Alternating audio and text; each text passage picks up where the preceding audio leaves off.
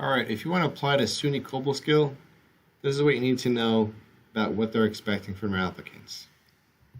All right, so as far as academics, the things that they consider are your GPA, your SAT or ACT score, essay, and recommendation. So GPA is very important to them, and SAT and ACT are not required, but they are recommended, one of the two.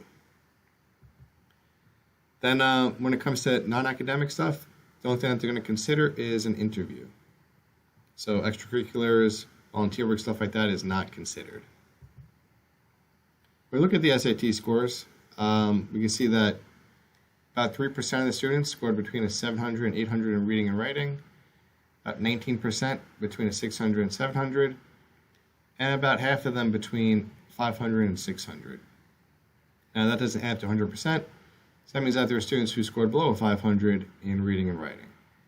And we see similar breakdown in math.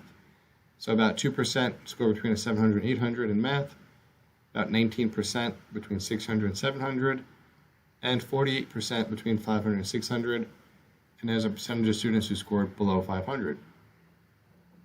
The overall SAT, so we look at just the middle, so the 25th percentile to 75th percentile, so the middle of 50%, that range was from 990 to 1150.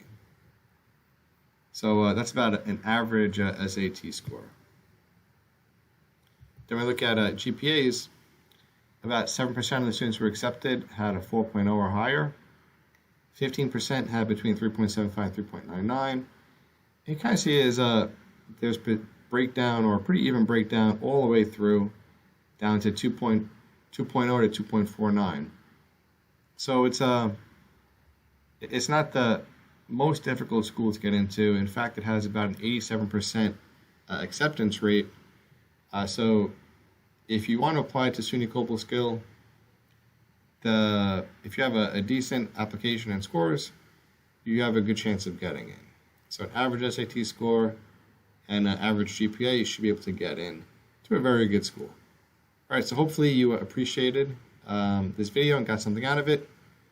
And if there's one you want me to do next, just let me know in the comments.